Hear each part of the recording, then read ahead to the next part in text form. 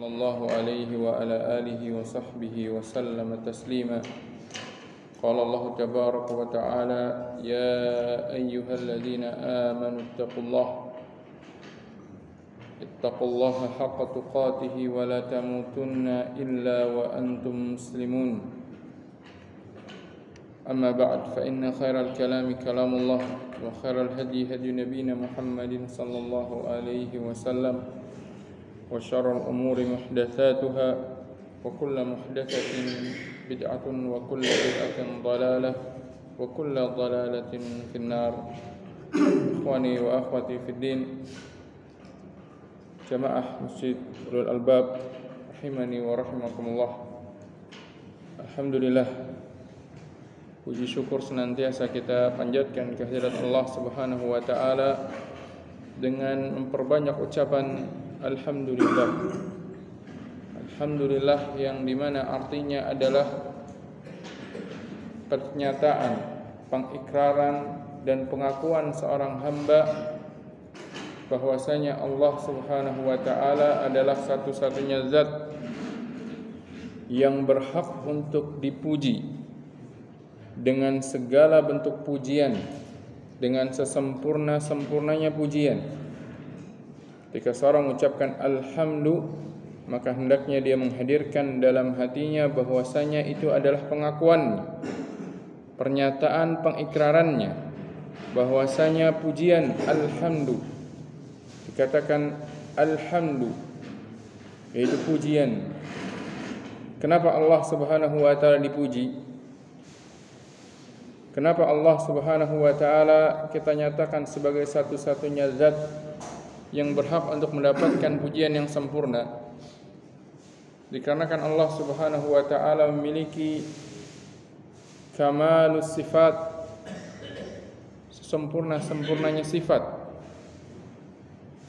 yang tidak ada suatu pun yang menandinginya atau menyamainya. Allah Subhanahu wa taala firman, laisa kamitslihi syai'. Tidak ada sesuatu pun yang semisal dengannya, yang menyerupai atau mirip dengan Allah.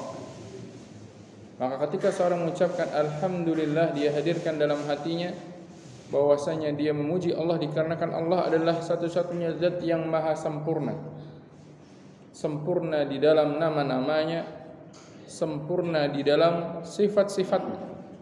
Maka seorang yang mengucapkan alhamdulillah, maka dia mengakui tentang kesempurnaan Allah di dalam nama-nama dan sifat-sifat. Dan di antara kesempurnaan yang Allah miliki juga adalah Allah Subhanahu wa taala telah menciptakan segala sesuatu dari kalangan para makhluknya ini dengan penciptaan yang begitu indah, begitu teratur. Dan Allah Subhanahu wa taala memiliki kekuasaan yang maha kuasa untuk mengatur, memerintahnya, untuk menetapkan apa yang Dia kehendaki. Serta di antara bentuk kesempurnaan Allah Subhanahu wa taala adalah Allah Subhanahu wa taala memberikan kasih sayang dan rahmatnya di antara para hambanya, sehingga terjalinlah kasih sayang di antara para hamba disebabkan adanya kasih sayang Allah yang Allah berikan dan Allah masukkan ke dalam hati-hati mereka. Maka ketika seorang mengucapkan alhamdulillah, maka sebenarnya dalam ucapan tersebut mencakup pengikraran dia tentang tauhid uluhiyah. Kenapa? Karena tidak mungkin seorang itu menyembah kecuali sesuatu yang diyakini, sesuatu yang agung, sesuatu yang mulia, sesuatu yang sempurna. Maka ketika dia menyatakan Allah lah zat yang maha sempurna yang berhak untuk dipuji, maka secara tidak langsung berarti dia pun mengakui bahwasanya hanya Allah lah yang berhak untuk dia sembah.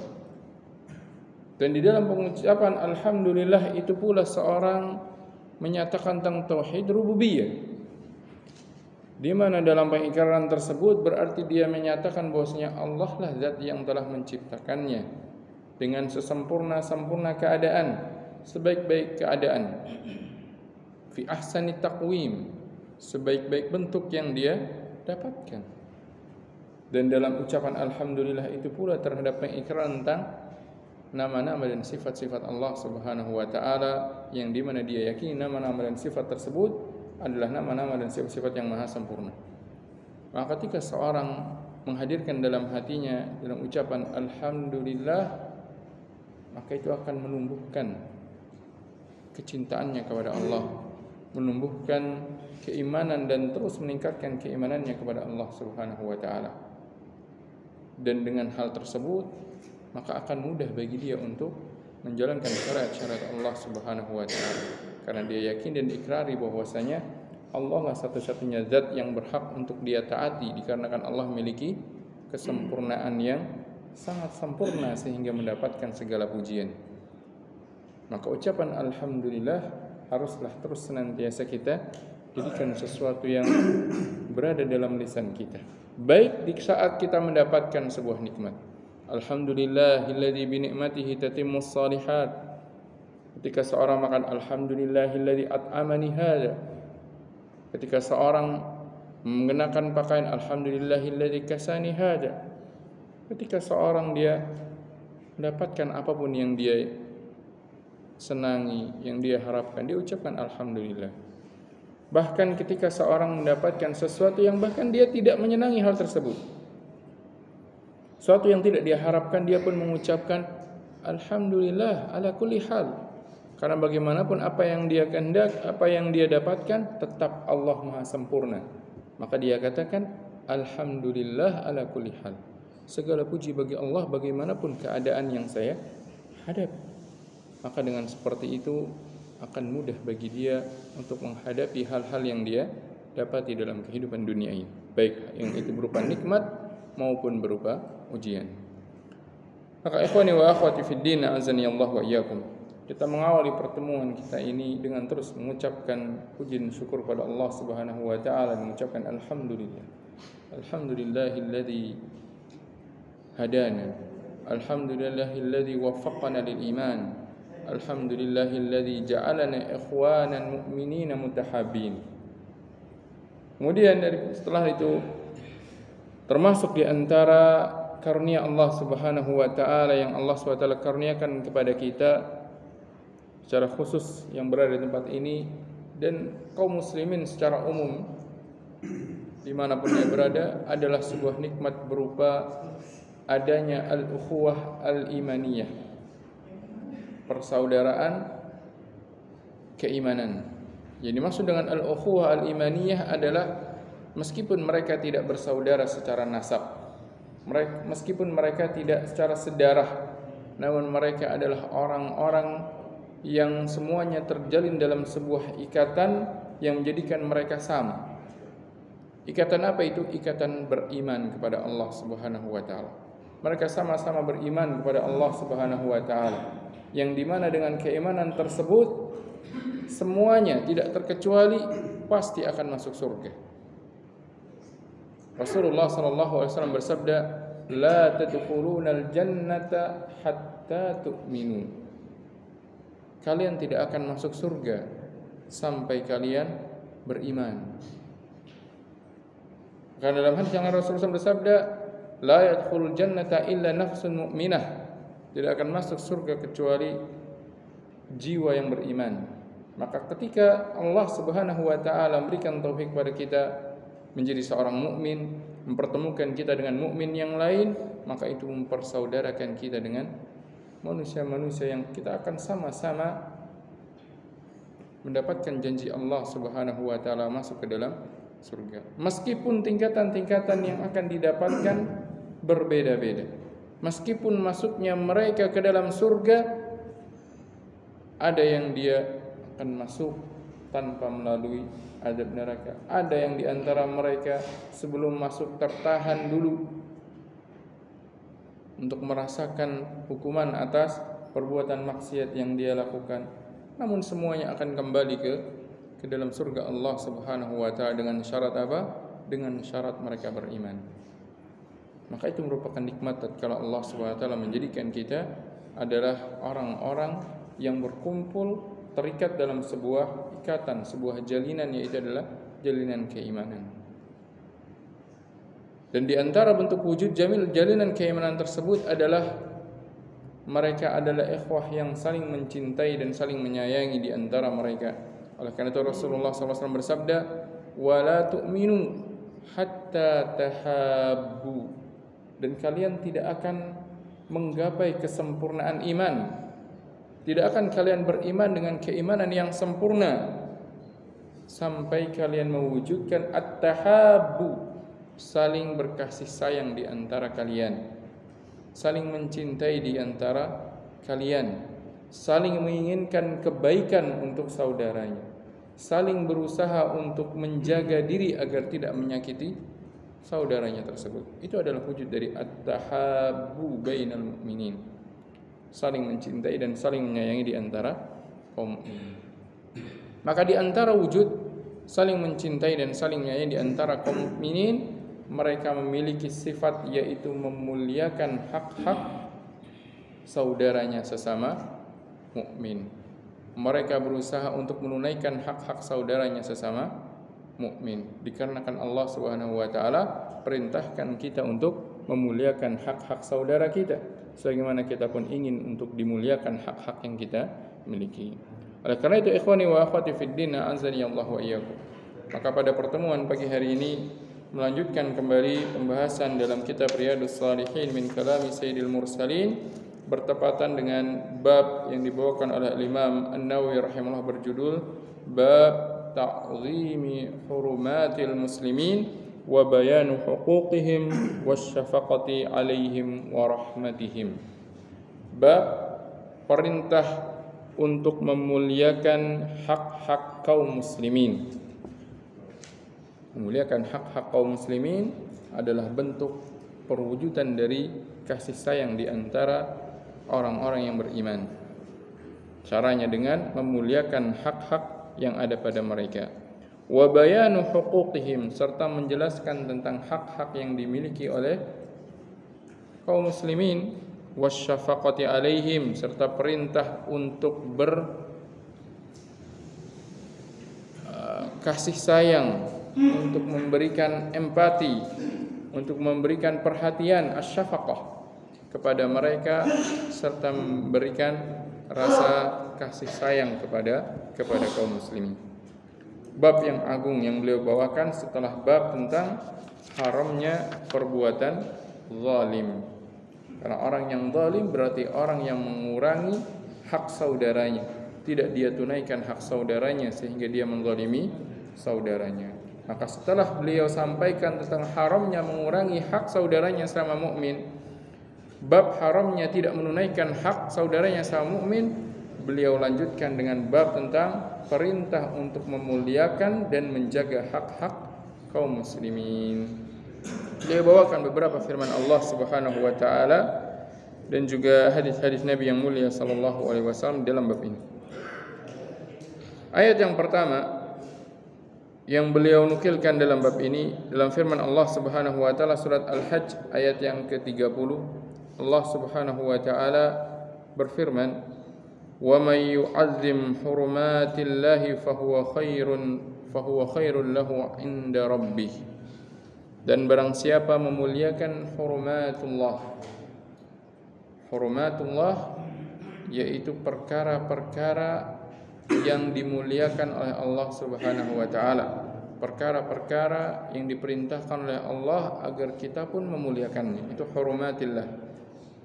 Wa may yu'azzim hurumatillah, barang siapa memuliakan syariat-syariat Allah Subhanahu wa taala, fahuwa khairun lahu 'inda rabbi, maka yang demikian itu lebih baik baginya di sisi Rabb-nya.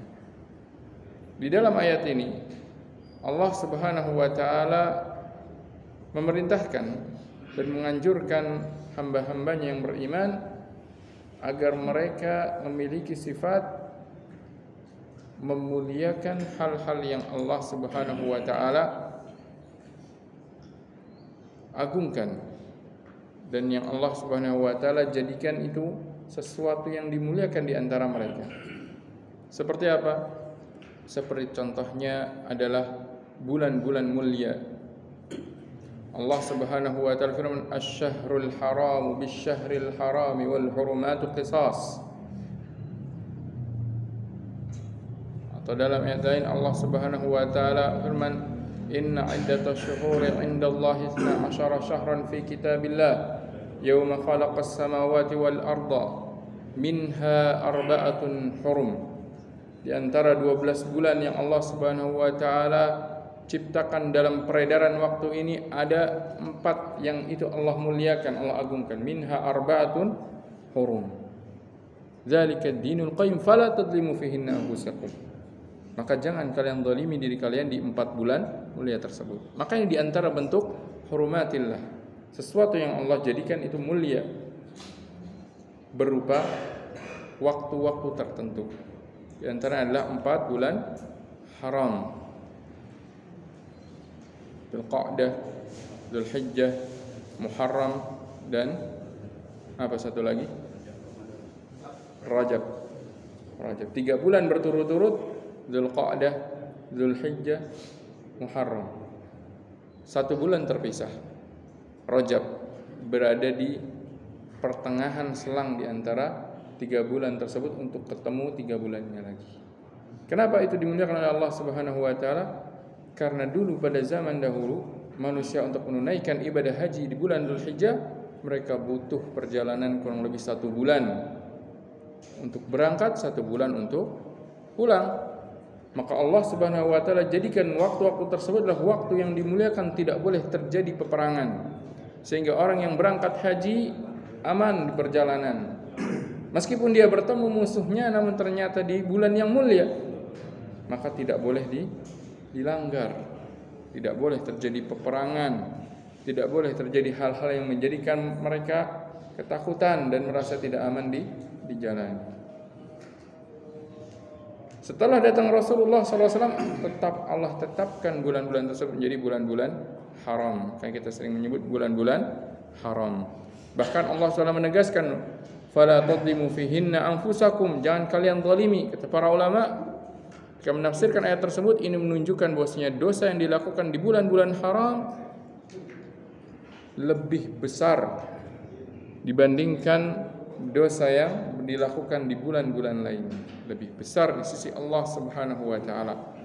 Lebih berat lagi hukumannya dibandingkan dosa-dosa yang lain. Maka ini bentuk di antara hurumatillah, perkara yang Allah muliakan berupa masa. Ada perkara-perkara yang Allah muliakan berupa tempat. Seperti contohnya adalah tanah haram. Tanah haram yaitu Mekah dan Madinah. Yang dimana di kota Mekah tersebut memiliki batas-batas wilayah yang dimana di dalam wilayah tersebut menjadi tanah haram. Apa maksudnya tanah haram? Yaitu di mana seorang muslim yang sudah memasuki wilayah tersebut tidak boleh kemudian dia memotong tanaman-tanaman liar tanpa adanya sebuah tujuan maslahat yang benar.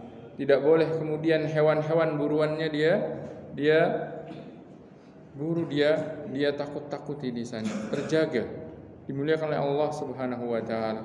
Bahkan di tanah haram Makkah Allah Subhanahu wa taala tegaskan, wa may yurid fihi bi ilhadin nuziqhu min adzabin alim. Barang siapa berkeinginan, muncul keinginan dalam hatinya untuk melakukan sebuah perbuatan dosa di tanah haram tersebut, tanah haram Makkah, maka akan kami timbakkan padanya azab yang pedih. Sebagian para ulama berpendapat ini termasuk hal yang dikecualikan dari perkara lain yang dimana kalau seorang baru berniat belum mulai melakukan maka Allah SWT masih memaafkan. Tapi ketika di baladul haram, di tanah haram Makkah, maka Allah Subhanahu wa taala mewanti-wanti, jangan sampai muncul keinginan, jangan sampai muncul iradah, wa may yurid fihi bi ilhad, muncul untuk melakukan perbuatan dosa, muncul untuk menzalimi manusia, muncul untuk melakukan perkara-perkara yang diharamkan oleh Allah, nuziqhu min azabin alim. Kami azab dia dengan azab yang pedih. Karena tempat tersebut adalah tempat yang Allah muliakan.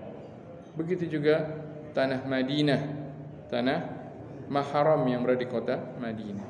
Makanya disebut negaranya apa? Terkanjut negaranya adalah al-baladu al-haramain. Apa maksudnya al-haramain? Yang memiliki 2 tempat yang diharamkan, dimuliakan oleh Allah Subhanahu wa taala. Kemuliaan tempat yang Allah Subhanahu wa taala jadikan, termasuk hurumatillah. Ada kemuliaan lain selain tempat dan waktu, yaitu kemuliaan ashkhas, orang-orang yang Allah Subhanahu wa taala muliakan. Kalau tadi waktu Allah muliakan, tidak boleh melakukan perbuatan dosa di waktu-waktu tersebut dan harus kita muliakan, kita isi dengan kebaikan. Tadi tempat Makkah dan Madinah, tidak boleh kita melakukan perbuatan dosa di situ karena tidak sama tentunya dengan melakukan perbuatan dosa di tempat selainnya. Bahkan melakukan amal soleh di situ perbanyak lebih dianjurkan dan lebih mendatangkan kecintaan Allah Subhanahu wa taala. Sekarang ada hal-hal yang Allah muliakan berupa ashkhas, tempat, waktu ada, tempat ada. Sekarang adalah ashkhas, yaitu wujud makhluk yang Allah Subhanahu wa taala perintahkan untuk dimuliakan. Yaitu siapa? Yaitu secara umum adalah orang-orang yang beriman. Allah Subhanahu wa taala firman, walladzina yu'dzuna al-mu'minina wal mu'minati bighairi maktasabu faqad ihtamalu buhtanan wa isman mubina. Barang siapa dia menyakiti orang-orang beriman laki-laki dan orang-orang beriman perempuan, maka sungguh mereka telah menanggung sebuah buhtan, sebuah fitnah, sebuah kedustaan dan dosa yang sangat jelas. Ini menunjukkan bahwasanya Allah Subhanahu wa taala memuliakan nafsun mukminah, jiwa orang yang beriman. Oleh karena itu Allah Subhanahu wa taala tegaskan dalam sebuah hadis qudsi, ya ibadi inni haramtu dzulma ala nafsi wa ja'altuhu bainakum muharraman fala tadzalamu. Maka janganlah kalian menzalimi. Bahkan Rasulullah SAW bersabda, umirtu an uqatilan nas hatta yashhadu an la ilaha illallah wa anna muhammadar rasulullah wa yuqimus salah wa yu'tuz zakah fa idza fa'alu dzalika asamu minni dima'ahum wa amwalahum. Maka mereka telah menjadikan darah dan harta mereka maksum. Apa artinya maksum? Enggak boleh disakiti, enggak boleh hartanya ditumpahkan, fisiknya, badannya disakiti, dipukul, dilukai, tidak boleh. Hartanya tidak boleh diambil tanpa keridhaannya, illa bihaqqillah, kecuali ketika dia melakukan sesuatu yang menjadikan darahnya menjadi tidak dimuliakan lagi, hartanya menjadi tidak dimuliakan lagi. Contohnya apa? Darahnya menjadi tidak dimuliakan lagi ketika dia membunuh seorang mukmin dengan sengaja, maka dia sudah tidak mulia lagi darahnya. Bahkan kalau seandainya keluarga korbannya menuntut untuk diminta ditumpahkan juga darah pembunuhnya, maka wajib ditegakkan untuk mengembalikan hak-hak keluarga korbannya. Atau contohnya seperti dia apa?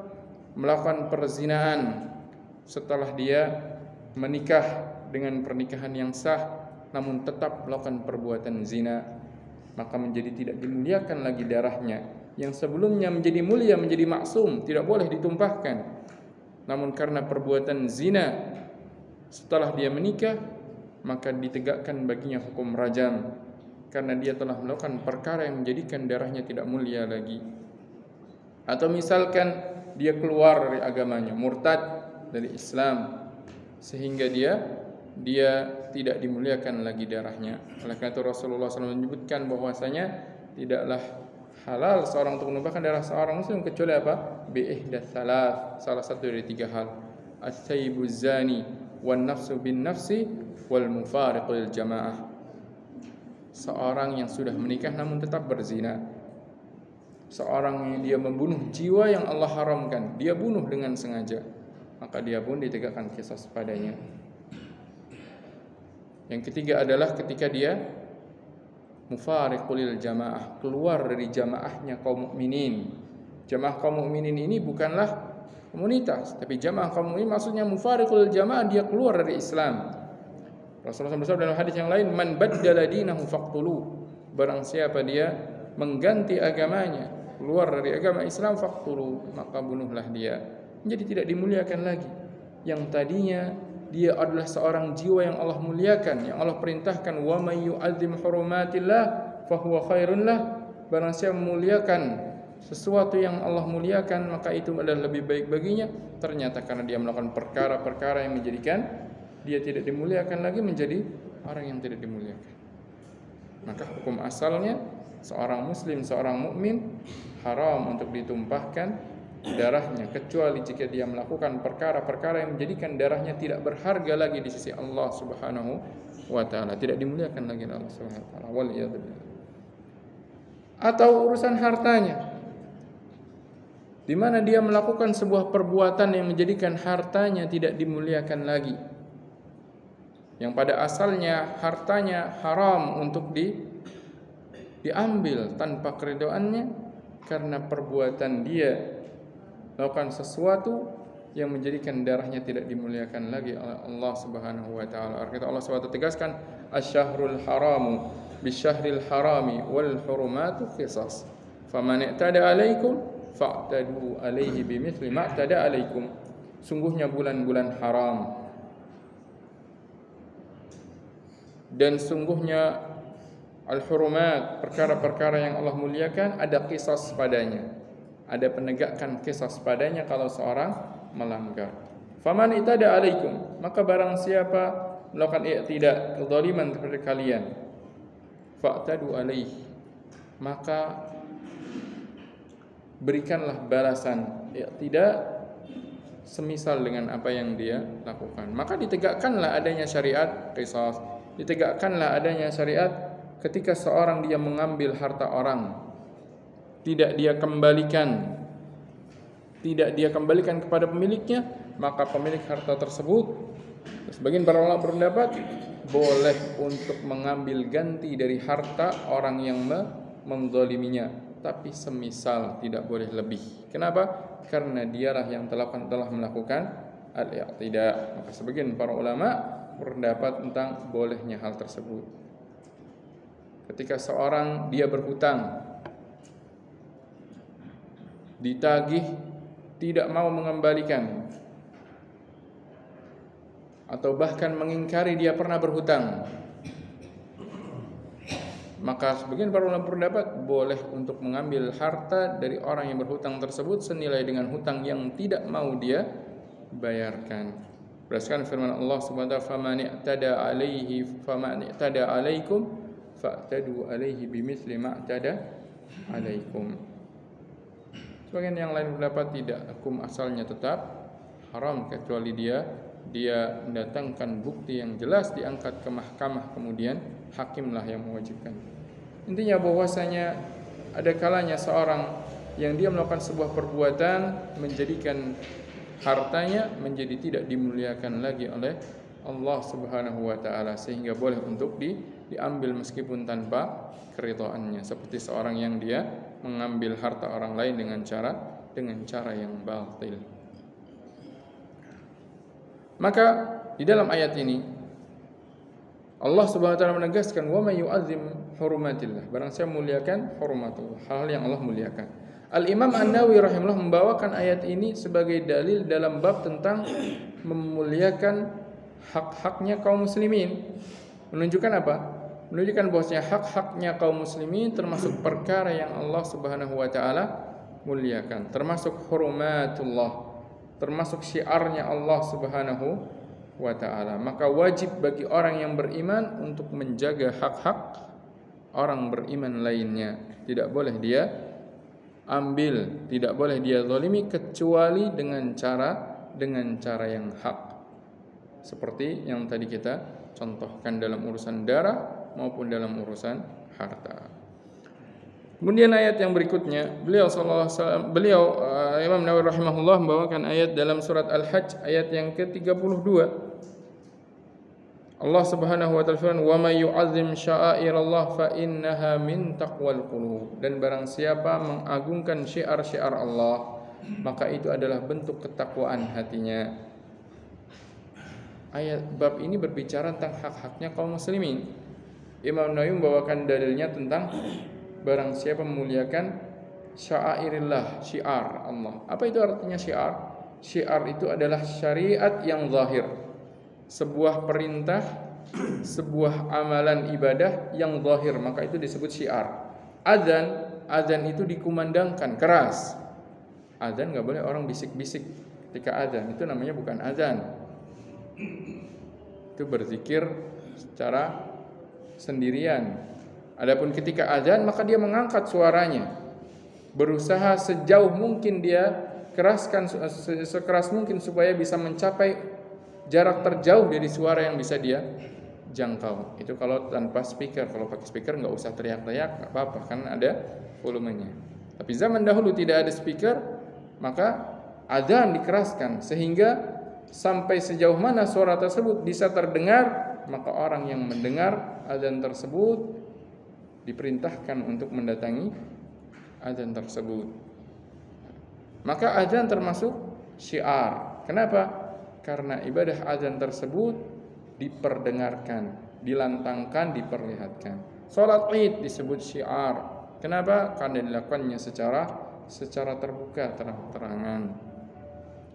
Haji demikian. Karena orang haji pun bukan orang berangkat sembunyi-sembunyi, kemudian tidak ada yang melihat ketika dia ada di Ka'bah, tidak. Tawafnya secara zahir, dia terang-terangan di hadapan orang lain, maka disebut sebagai syiar. Maka Allah Subhanahu wa taala sebutkan di sini, wa may yu'azzim sya'airallah, barang siapa memuliakan syiar-syiar Allah, syariat-syariat yang zahir. Bicaranya ayat ini tentang syariat-syariat yang zahir. Kenapa Imam Nawawi rahimahullah membawakan ayat ini sebagai dalil tentang ta'zim hurumatil mu'minin? Ini menunjukkan bahwasanya memuliakan hak-haknya kaum mukminin, menjaga hak-hak saudara kita orang-orang yang beriman adalah sebuah syariat yang zahir sejak dahulu. Allah Subhanahu wa taala perintahkan kaum mukminin satu dengan yang lain, mereka saling menjaga, sehingga orang-orang yang mereka melihat kaum mukminin menjadikan mereka dengan jelas melihat adanya kecintaan di kalangan kaum muslimin, adanya perhatian di antara sesama mukminin, adanya penjagaan satu dengan yang lain, menjadi sesuatu yang zahir, bukan sesuatu yang disembunyikan. Ada kalanya orang itu berkasih sayang, tapi kasih sayangnya disembunyikan. Ada kalanya orang berkasih sayang, kasih sayangnya ditampakkan, sehingga orang lain pun mengetahui bahwasanya di antara dua orang tersebut terjalin kasih sayang di antara mereka. Maka apa yang disebutkan oleh Imam Nawawi rahimahullah di sini mengisyaratkan bahwasanya sifat kasih sayangnya kaum mukminin adalah sifat yang sangat jelas, sangat menonjol dan terlihat oleh orang di luar mereka. Ini menunjukkan bahwasanya sama orang yang beriman kita harus dengan terang menunjukkan kasih sayang di antara kaum muslimin dengan perilaku kita, menjaga lisan kita, menjaga perbuatan kita agar tidak menimbulkan gangguan di antara kaum muslimin. Bukan justru sebaliknya. Bukan justru ketika bertemu menampakkan adawah, menampakkan ketidaksenangan di antara kaum mukminin. Bertemu dengan si A memasang wajah yang cemberut.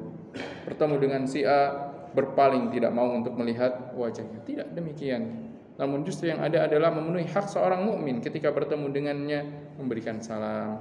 Ketika bertemu dengannya menjumpai dengan wajah yang ceria, dengan wajah yang senyum, bersalaman atau bahkan memeluknya, menanyakan kabarnya. Lihat bagaimana Nabi SAW kepada seorang anak kecil, adiknya Anas bin Malik. Beliau SAW ketika bertemu, beliau katakan, ya Aba Umair, madza fa'ala Nughair. Ya Abu Umair, julukan anak ini kunyah. Madza fa'ala Nughair, sedang apa yang sedang dilakukan oleh burung kecil peliharaanmu?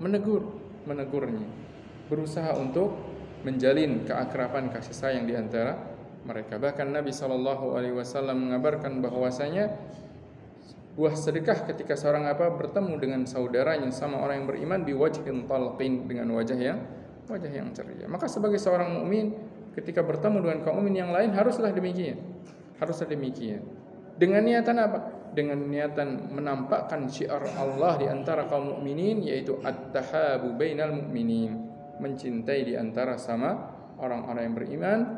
Dikarenakan Nabi SAW bersabda, la tu'minu hatta tahabu. Tidak akan kalian menjadi orang yang beriman dengan sesempurna-sempurna iman sampai kalian at-tahabu, saling mencintai di antara kalian. Maka bertegur sapa, bermuka manis, kemudian saling memberikan perhatian, ini adalah bentuk kasih sayang di antara kaum.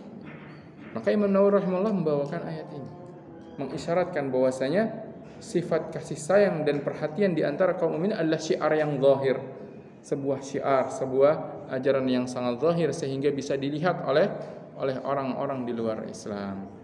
Dan itu pun menjadi sebab, ada kalanya itu menjadi sebab orang di luar Islam mereka tertarik untuk menjadi kaum muslimin, menjadi bagian dari kaum muslimin agar mereka ikut merasakan kasih sayang dan persaudaraan di antara kaum muslimin. Tapi kalau sebaliknya, sesama orang-orang yang beriman, mereka justru saling mengabaikan, saling menzalimi, saling mencaci, saling memaki, saling menjatuhkan, atau bahkan saling berperang di antara mereka, maka yang ada adalah musuh-musuh kaum muslimin.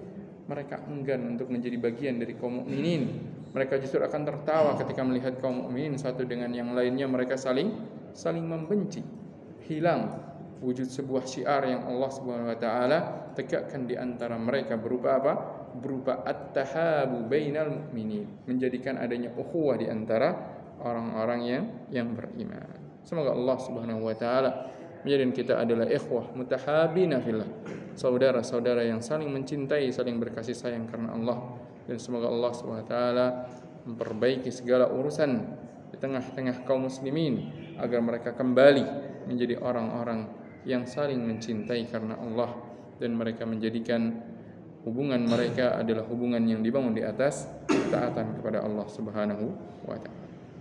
Ini dua ayat yang agung yang dibawakan oleh Imam Nawawi rahimahullah menjelaskan tentang pentingnya menjaga hak-hak di antara orang-orang yang beriman.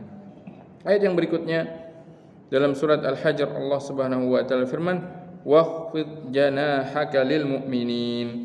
Dan rendahkanlah dirimu kepada orang-orang yang beriman. Rendahkanlah sayapmu, yaitu maksudnya bermurah hatilah engkau terhadap orang-orang yang beriman. Ini menunjukkan bahwasanya di antara sifat orang mukmin adalah dia memiliki sifat empati, sifat kasih sayang kepada sesama orang-orang yang beriman. Ayat yang berikutnya dalam surat Al-Maidah, Allah Subhanahu wa taala firman, "Wa man qatala nafsan bighairi nafsin aw fasadin fil ardi faka'annama qatala an-nasa jami'a."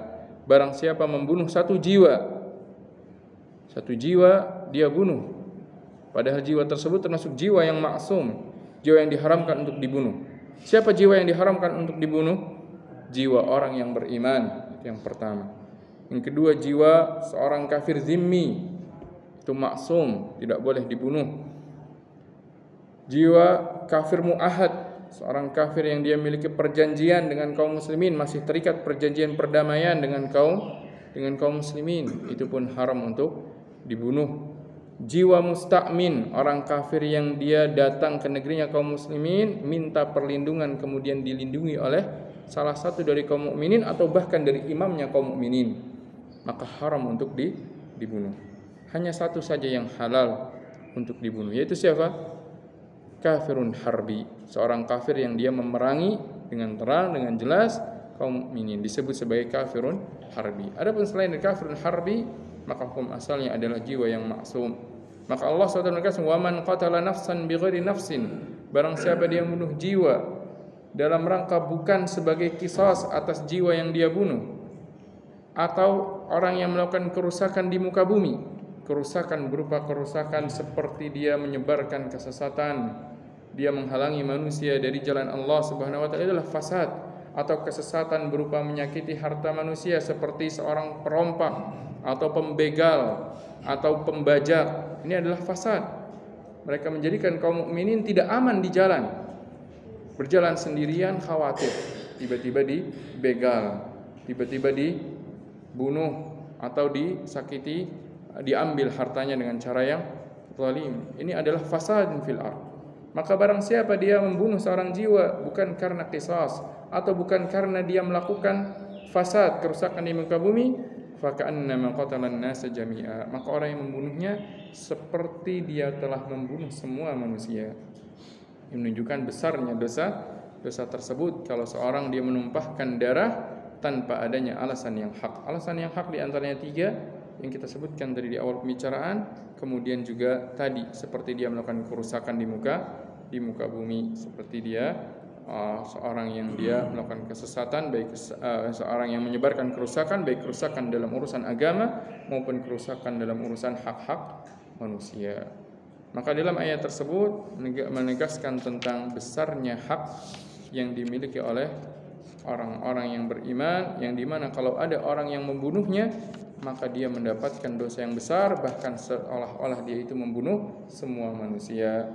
Bahkan para ulama mengatakan bahwasanya orang yang pertama kali mencontohkan adanya pembunuhan tengah-tengah manusia, yaitu salah satu dari 2 anak Nabi Adam alaihissalam, yang mereka ketika itu sedang bertikai dalam urusan hal yang ternyata dibangun di atas hasad, ketidaksenangan atas nikmat yang didapatkan saudaranya, kemudian dia membunuh saudaranya, maka dia mendapatkan dosa dari dosa orang-orang yang ikut mencontoh, yaitu membunuh manusia. Kenapa? Karena man sanna fil islami sunnatan sayyi'atan fa alaihi wizruha wa wizru man amila biha. Barang siapa dia mencontohkan sebuah perbuatan yang buruk, maka dia akan mendapatkan dosanya dan dosa orang yang mengikutinya setelahnya. Maka hendaknya kita jangan sampai kita menjadi contoh dalam keburukan, dan jangan sampai kita melanggar kehormatan atau hak-hak kaum mukminin, karena hal tersebut termasuk perkara yang diharamkan oleh Allah Subhanahu wa taala. Demikian beberapa ayat yang dibawakan oleh Imam Nawawi rahimahullah berkenaan tentang bab perintah untuk mengagungkan hak-hak manusia. Adapun dari hadis Nabi yang mulia sallallahu alaihi wasallam, maka di antaranya beliau bawakan hadis dari Abu Musa Al-Asy'ari radhiyallahu taala anhu, bahwasanya Nabi sallallahu alaihi wasallam bersabda, al-mu'minu lil mu'mini kal bunyan yashuddu ba'duhu ba'dan wa sabbaka baina asabi'i. Seorang mukmin, ibarat perumpamaan seorang mukmin dengan mukmin lainnya adalah seperti sebuah bangunan yang dimana komponen satu dengan komponen lainnya itu akan saling mengikat, saling menguatkan. Kita lihat bangunan itu antara bata satu dengan bata yang lain itu haruslah tertempel dengan kuat, dengan erat. Kalau seandainya sekadar ditaruh saja kemudian tidak direkatkan, gimana bangunannya itu? Ketika dia terterpa atau terdorong, kan hancur. Tiangnya hanya sekedar dipasang saja, tidak dikunci antara komponen satu dengan komponen lainnya, maka akan mudah roboh, akan mudah untuk hancur. Maka selayak itulah, seperti itu pula seharusnya kaum mukminin, yang dimana satu dengan yang lainnya haruslah menjalin erat hubungan di antara keduanya, agar apa? Agar tidak mudah digoyahkan, agar tidak mudah untuk dicerai-beraikan oleh musuh-musuh mereka. Maka tidak hanya cukup dengan apa? Dengan sekedar bersamaan. Seperti bata tidak sekedar hanya dengan ditaruh, ditumpuk satu dengan yang lain, tapi harus apa? Harus direkatkan supaya menjadi kuat. Al-mu'minu kal mu'min kal bunyan, seperti sebuah bangunan. Yashuddu ba'duhum ba'dha, yang satu dengan yang lain akan saling mengikat, saling menguatkan, saling menarik. Gimana caranya saling menguatkan, saling menarik? Yaitu dengan cara direkatkan. Kalau sekadar didekatkan, maka tidak cukup. Dengan sekadar ditumpuk batanya tanpa diplester, kira-kira gimana? Orang yang tahu tentang bangunan akan melihat, ini orang bikin bangunan kok cuman ditumpuk saja batanya, tidak direkatkan satu dengan yang lain. Nanti terdorong sedikit akan hancur semua bangunan. Maka begitu pula perumpamaan seorang mukmin, satu dengan yang lain haruslah menjalin sebuah kerekatan. Haruslah ditempelkan, direkatkan dengan sesuatu yang menjadikan mereka terikat dengan kuat. Apa itu yang menjadikan mereka merekat dengan kuat? Yang pertama adalah akidah yang lurus, berpegang kepada hablullah. Oleh karena Allah Subhanahu wa taala firmankan, wa'tasimu bihablillahi jami'an wa la tafarraqu. Semuanya harus diajak untuk berpegang kepada agama Allah Subhanahu wa taala. Ibaratnya kalau orang sedang membuat komponen bangunan, maka itulah semennya yang akan merekatkan antara satu bata dengan bata yang lain. I'tisamu bihablillah, berpegang dengan ajaran Allah Subhanahu wa taala. Makanya Nabi SAW bersabda, ad-dinun nasihah, agama ini adalah nasihat. Bentuk nasihatnya adalah di antara kaum mukminin secara umum. Jadi satu dengan yang lain dia harus mengajak saudaranya kepada kebaikan, satu dengan yang lain mengajak saudaranya untuk berpegang kepada agama Allah Subhanahu wa taala. Maka caranya mempererat hubungan di antara orang-orang yang beriman agar menjadi sebuah bangunan yang kokoh adalah semuanya diajak untuk berpegang kepada syariat Allah Subhanahu wa taala. Jangan dibiarkan ketika saudara kita ternyata dia meninggalkan syariat. Makanya tidak ada pertentangan antara perintah untuk berdakwah jalan Allah dengan perintah untuk tidak berpecah belah. Mendakwahkan manusia ke jalan Allah bukanlah sebab menjadikan manusia berpecah belah, bukan. Justru menjadikan manusia itu menjadi erat, semuanya diikat dengan sebuah ikatan yang erat, yaitu i'tisamu bihablillah. Nah, karena itu Nabi SAW perintahkan ketika beliau mewasiati bahwasanya manusia ini akan berpecah belah. Apa pesan Nabi SAW? Alaikum bisunnati, berpeganglah kepada sunnahku, karena dengan berpegang kepada sunnahku, dengan itu kalian akan menjaga diri dari at-tafarruq, dari berpecah belah. Maka langkah yang pertama adalah dengan i'tisamu bihablillah, berpegang dengan agama Allah Subhanahu wa taala. Yang kedua adalah dengan mewujudkan kasih sayang di antara hamba-hamba Allah yang beriman. Dengan cara apa? Dengan cara membantunya apabila dia membutuhkan. Rasulullah bersabda, "Man naffasa an mu'minin kurbatan fid dunya, naffasallahu anhu kurbatan yaumal qiyamah." Barang siapa menghilangkan sebuah kesulitan dari seorang muslim di dunia, maka Allah akan hilangkan kesulitannya kelak pada hari kiamat. Mempermudah urusannya kalau seandainya dia sedang kesulitan dan kita mampu untuk mempermudahnya. Imma kita sendiri yang membantunya supaya mudah, imma kita menunjukkannya kepada jalan yang memudahkan dia, menjadi syafaat baginya. Man yassara ala muslimin, man yassara musliman yassarallahu lahu fid dunya wal akhirah. Barang siapa memudahkan urusan seorang hamba, Allah mudahkan urusannya baik di dunia maupun di akhirat. Ini wujud kasih sayang, mempererat hubungan di antara kaum mukminin.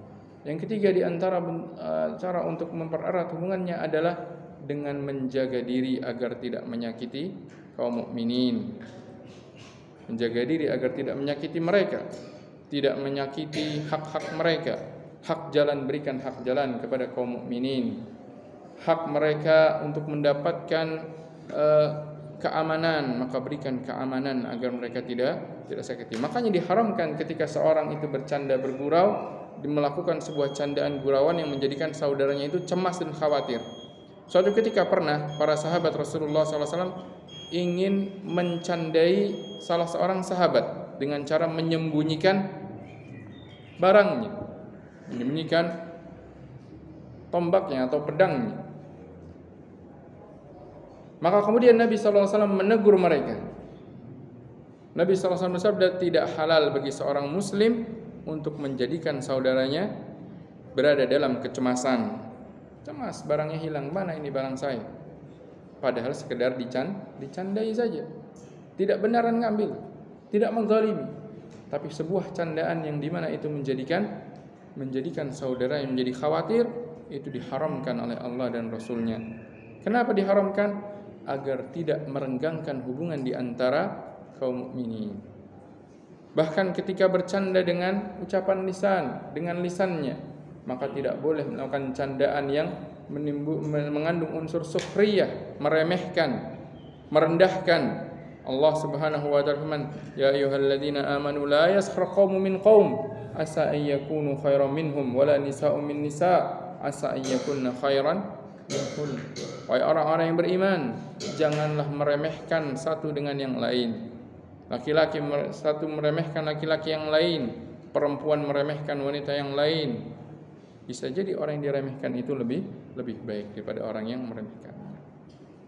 Maka di antara bentuk untuk menjalin ikatan kuat, mempererat bangunan yang ada di antara kaum mukminin adalah dengan cara menjaga diri masing-masing menjaga dirinya agar tidak menyakiti saudaranya sama orang-orang yang beriman. Sebagai wujud dari paralisasian sabda Nabi yang mulia sallallahu alaihi wasallam, al-mu'minu lil mu'min kal bunyan yashuddu ba'duhum ba'dha. Caranya dengan tadi i'tisamu bihablillah wattiba'u sunnati Rasulillah. Yang kedua dengan cara menyebarkan kasih sayang, membantu, memudahkan urusan kaum mukminin. Yang ketiga menjaga diri agar tidak menyakiti kaum mukminin. Maka dengan hal tersebutlah terwujud al-ukhuwah al-imaniyah, terwujud bangunan yang kokoh yang tidak akan mudah untuk digoyahkan oleh musuh-musuh Islam. Khani wa akhwati fid din, azani Allah wa iyyakum. Satu hadis lagi terakhir sebelum kita tutup majelis ini. An Abi Musa al-Asy'ari radhiyallahu taala anhu. Masih dari Abu Musa al-Asy'ari radhiyallahu taala anhu, beliau mengabarkan qala Rasulullah sallallahu alaihi wasallam, Rasulullah sallallahu alaihi wasallam bersabda, man marra fi syai'in min masajidina aw aswaqina wa ma'ahu nablun falyumsikhu aw liyaqbid ala nisaliha bikaffihi an yusiba ahadan minal muslimina minha bi syai'. Nabi SAW bersabda, barang siapa melewati masjid ataupun pasar. Masjid, pasar adalah tempat umum di mana biasanya banyak orang lalu lalang di situ, ada orang berkumpul di situ. Kata Nabi SAW, barang siapa dia mendatangi masjid atau mendatangi pasar, ini permisalan saja, bukan hanya terbatas pada masjid dan pasar, tempat-tempat umum misalkan. Kalau dalam satu tempat kerja, kantornya, sekolahnya, intinya tempat umum yang dimana bukan dia sendiri yang ada di situ.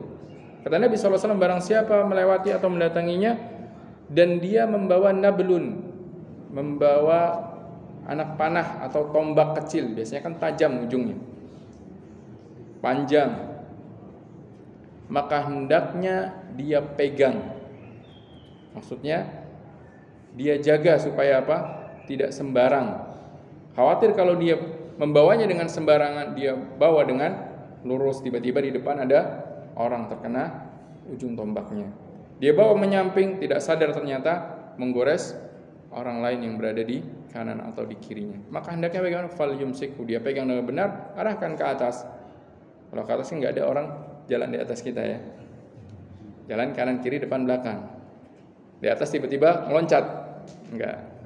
Aman. Atau ke arah bawahnya supaya tidak tidak menyakiti saudaranya yang berada di sekitarnya. Atau kata Nabi SAW, liyaqbid ala nisaliha bikafi. Atau kalau tidak, dia pegang ujungnya dengan tangannya. Jadi ujungnya yang dia pegang, jangan malah ujung lancipnya yang dia hadapkan ke orang lain. Tidak boleh. Ketika ada orang minta pisau, dikasih, ternyata ujungnya dihadapkan ke teman. Tidak boleh secara syariat seperti itu. Kenapa? Bisa membahayakan. Hendaknya dia yang pegang bagian tajam, saudara yang memegang bagian yang tumpulnya, karena dia yang memberikan. Lihat bagaimana Nabi SAW memerintahkan kita kaum mukminin agar menjaga sebuah perbuatan yang kita lakukan dan bisa dikhawatirkan bisa menyakiti seorang mukmin.